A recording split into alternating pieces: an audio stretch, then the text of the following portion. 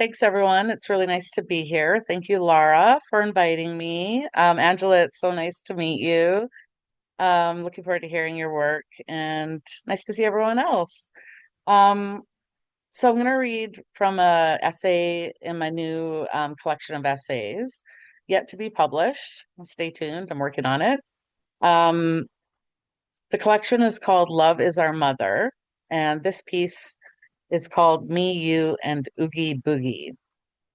So, um, Chris and I are standing in the vacuum cleaner aisle at Walmart, surveying Hoovers, checking prices.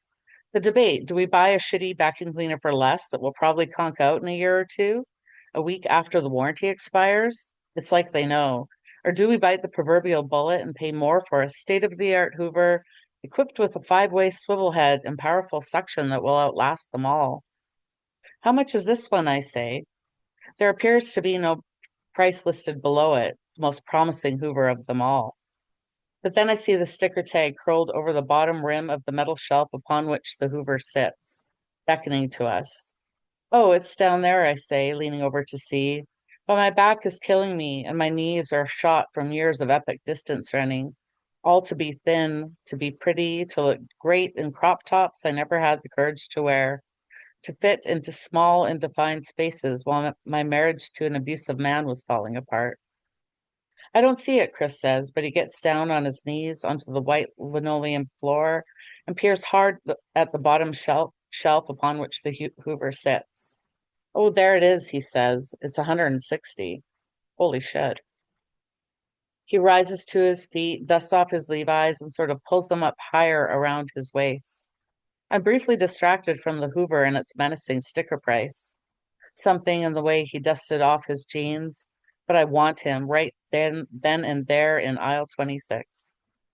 I'm in love with this man, this gentle custodian, a laborer and musician, a high school dropout who reads voraciously, has encyclopedic knowledge of music history, all the way back to the origin of the blues, whose understanding of the intricacies of world history, World War One, World War Two, the rape of Nanking, and so on, would dazzle any university scholar. He works hard and his body hurts, but he never complains. I take a moment to run my fingers through his light brown hair, to look into his blue-green eyes and tell him I love him. You're amazing, I say. He wraps his arms around me, pulls me close, and kisses me, right there in Walmart. After a moment, we release each other back into the world, into the oppressive box store light, into the 21st century world conspiracy that allows 2% of the planet's population to own 98% of the planet's wealth. Meanwhile, most Western governments, arguably all governments, have been corrupted by modern day renditions of capitalism and a world market predisposed to keep the poor poorer while the rich keep getting richer. As I write these words, polar bears are drowning in the Arctic, water and healthcare are careening into privatization, and Trump is running for president for the second time, despite being one of the most corrupt and immoral political figures in history. The loudspeaker suddenly crackles and booms about a hot sticker cat food sale in aisle 19. I'm irritated, but I do need cat food. What do you think? Chris says. I say we get the good one. It'll pay off in the long run. Sure, sweetie, I say, reading the front of the box. And this one has great seduction. Chris laughs. What did you just say? What? What do you mean? Suction. Don't you mean suction? Oh, crap, I laughed. Did I really just say that? Freudian slip? No kidding, my cheeks flush red. Let's get out of here, he says, yanking the Hoover off the shelf. We get through the self-checkout and are about to leave the store when I suddenly remember. Oh, cat food. 2 weeks before Halloween, on my way to work another night shift in an office. Year 12, pension, benefits. The bus rumbles up the steep Foul Bay Hill, past pretty houses illuminated by lamplight, laboring towards the stoplight and four-way intersection at the summit. Jack-o'-lanterns with all manner of faces and designs adorn porch steps. I marvel at pumpkin carving advancements in the past 40 years. When I was a kid, when I was a kid, it was the standard crooked smile, triangle nose, and oval eyes. Now, jack-o'-lanterns have transcended the mundane. One finds witches on brooms, intricate spiders with six eyes, celebrity faces, even corrupt political figures etched and sketched upon the pumpkin skin. Trumpkins. Someone has written the word coma in black Sharpie on the window next to me. I look around, almost every single passenger gazing into their phones. Some text frantically, some scroll casually, their thumbs sliding from the top of the screen to the bottom in a manner not entirely without seduction. Some stare blankly, reading obscure messages they will forget in an hour or two. Two young women wearing obligatory crop tops, who are otherwise dressed up as sparkly, sexy cowgirls, giggle two seats ahead of me. I acquiesce to my middle-aged decline, but think how far I've come. The psychiatric hospital, bulimia, an abusive husband, and both real and figurative scars. I survived, but I don't want to write about survival anymore. I don't want to just survive at all. I want to crack open my chest and make room for all the splendor that once evaded me. I want to eat the beauty, swallow it whole, consume the radiant golden jewel, and make room for more. The traffic light at the intersection burns red, now green. Still, everyone is looking at their phones. I take out mine and check the time, look back at the word coma. I blur my eyes so the letters smudge into each other. Like a Rorschach test, I cannot find the meaning in, but it feels like an omen, a warning of things to come. When I unblur my eyes and look past the word through the glass, I bear witness to a cloud of swallows flying into the sunset. They align into a V formation so perfectly, I am suddenly aware of a symmetry that is at once beyond my scope of understanding, but which burns with inexorable certainty that I am part of something larger than myself, that it's time to rise from my own profound torpor and transcend the burden of my past. Autumn, I think, remembering my first autumn on Vancouver Island, my first year away from home at age 18, with $50 in my pocket and a student loan on the horizon. I remember it all, the oppressive looming darkness, foghorns in the night, the oil slick wooden docks warbling underfoot, the barely audible hum of freighters slipping across the Strait of Juan de Fuca, my flesh, the blood, the not life-threatening wounds. I once shot cocaine on the docks after dancing all night at the techno bar on Yates Street. I didn't do it for the high. I did it because I hated myself and I needed to stop the pain. That was 30 years ago.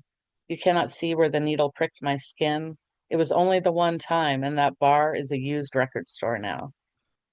Sometimes when I cry, when dappled sunlight touches me a certain way, I think I'm just succumbing to the agony of beauty.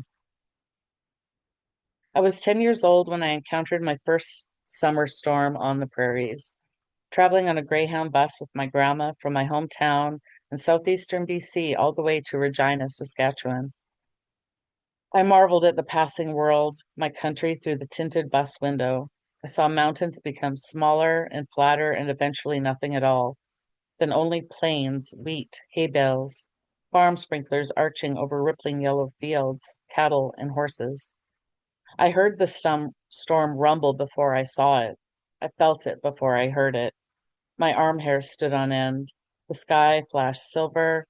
My face lit up. I had a Happy Meal in my lap, and the scent of McDonald's fries created a dissonance with the scent of electricity in the air.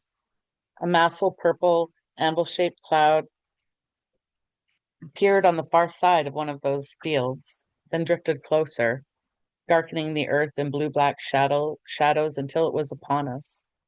The thunder of rain and hail on the metal roof of the bus drowned out the sound of the engine we had taken for granted would be there until we reached our destination. But no, the storm crushed the sound of the engine, obliterating the industrial mechanism itself. We all felt that electricity pass through us, and as the storm gradually drifted onward, we were collectively changed. The sun burst through the silvery clouds, casting a glow on the slick, wet highway. Love won, 21st century zeitgeist lost. Falling in love is like that. I surprised Chris with a Swedish massage at Sapphire Day Spa. an unassuming boutique in the gritty part of the downtown core. We push open a heavy glass door and step inside, leaving the noisy street behind and entering into an oasis of tranquility. It takes a moment for my eyes to adjust to the subdued lamplight, the sudden hush of peace and well-being. A plume of white air, a eucalyptus-scented cloud, blooms from the small spout of an air diffuser on the receptionist's desk. Hello, she smiles. We approach meekly, almost apologetically. We are out of our element. I don't belong in this sanctuary of health and wellness. I eat meat and smoke the occasional cigarette, wine on weekends.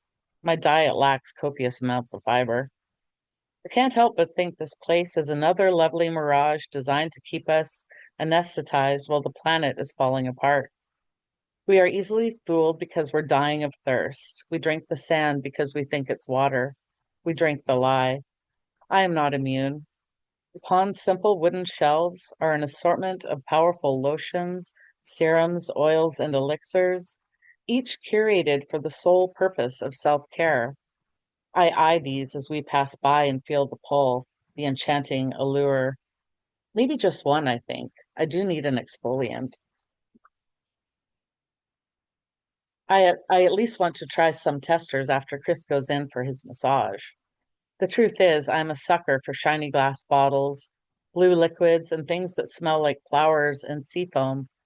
I might like these things more than actual flowers and seafoam. Bottled happiness. I'm a bona fide 21st century capitalist in my own right, however much I don't want to be.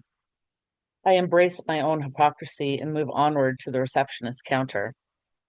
Chris tells the girl he's here for his massage. She hands him a clipboard with a sheet of paper on it. On the paper is an outline of a body. It looks like a chalk outline at a crime scene. Just circle the parts of your body where you experience the most pain, she says. Where? Chris says. Oh, for your massage, if you have a sore neck, circle the neck, or sore shoulders. Oh, okay, Chris says. Yeah, thanks. We take the clipboard and paper and find a seat on a couch in a hallway just past the receptionist. The hallway has many doors, and behind each door is a treatment room. And inside each treatment room is a flesh and blood person, someone just like us who has come here to feel good, if only for a brief interval. They've come here just as we have in search of rejuvenation, to become renewed, to drink the sand. What should I circle? Chris says. My whole body hurts. Where do you hurt the most? I say. And the question feels intrinsically loaded. Something to do with his sensitivity, his kind heart, and the 17 years he was abused in an unhappy marriage, too. As he studies the chalk body outline, struggling to find those parts of himself that hurt the most, my mind drifts once more to the hallway, its doors, the occupants behind the doors, each person plugged into pleasure. I think of the movie The Matrix.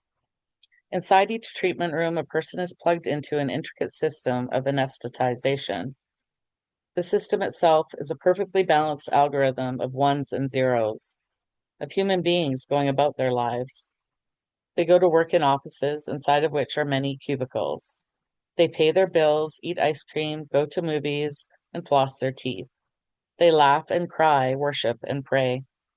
They are waking, sleeping, dreaming, living and dying human beings, each one part of an overarching program from which the only escape is to unplug and see with new eyes.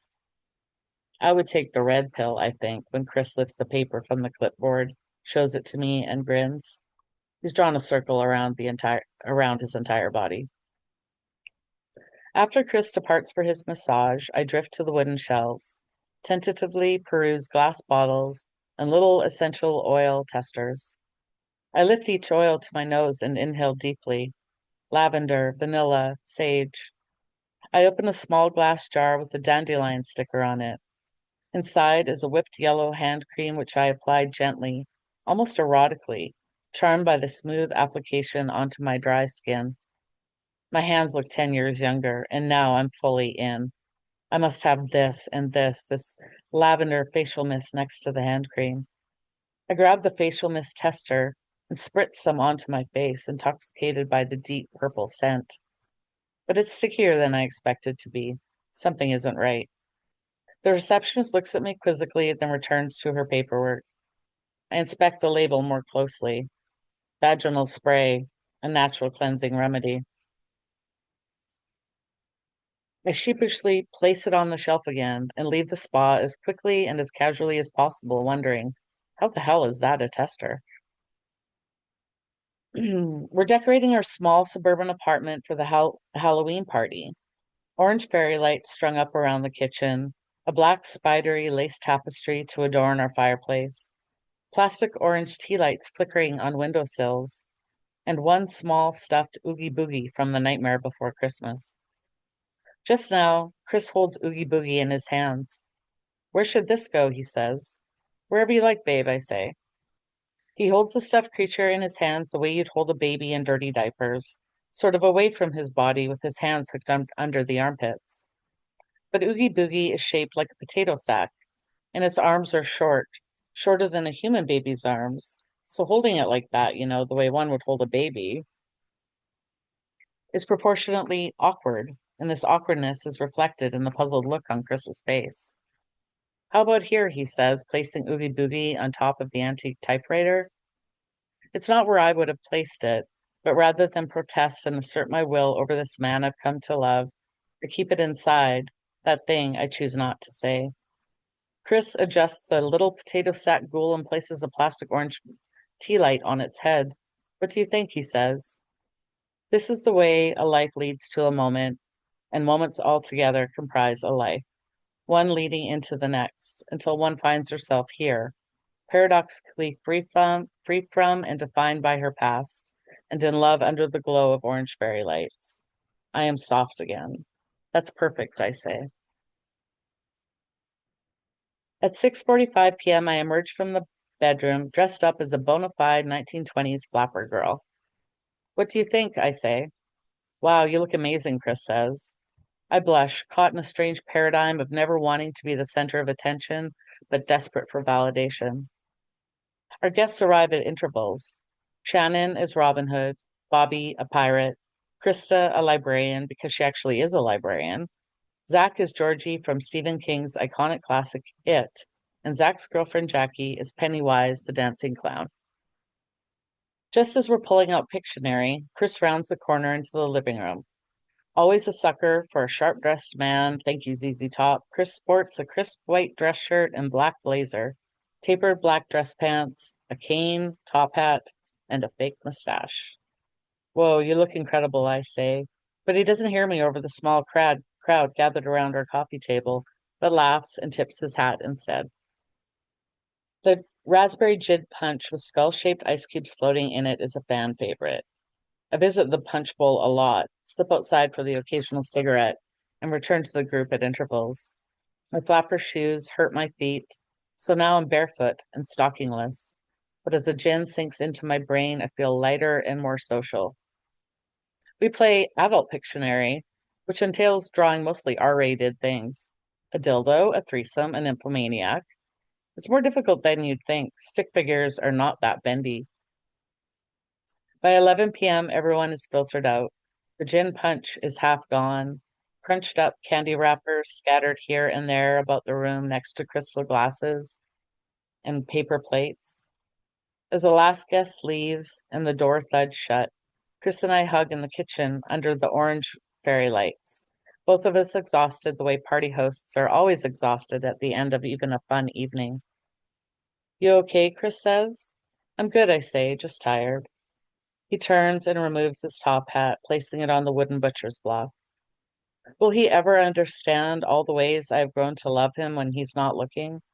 I don't know, but this I know for certain. If one day he chooses not to love me, I will love him anyway. I could survive even without him, and this is how I am able to love him. The morning after the party, the skull-shaped ice cubes have melted, and the plastic orange tea lights flicker more softly, the life slowly draining from their tiny orange hearts in a comforting way that tempers my senses. I am tired and a little hungover, my head hurts, and the place is a mess. dirty paper plates on the coffee table, Halloween napkins crumpled into balls, my crystal wine glasses half full of raspberry gin punch. Oogie Boogie is upside down on the couch. The light gleams through the living room blinds, making slats on the walls. I'm reminded of the double-paned windows in the psych ward, the way the light gleamed through those blinds, forming slats on the wall of that room, too. I remember the hourly bedtime checks, the shuffle of nurses' feet in the hall, the metal trolleys transporting supplies back and forth between rooms in the middle of the night, medication bottles, thermometers, swabs and bandages in case of self-injury, portable defibrillators in case of overdose, and tinkling glass vials filled with blood as the trolleys passed by my open door. I sip coffee in our comfortable upholstered chair, listening to the silence, the almost imperceptible threshing of blood in my veins, and the vibration of molecules inside of me dissolving into the life all around me.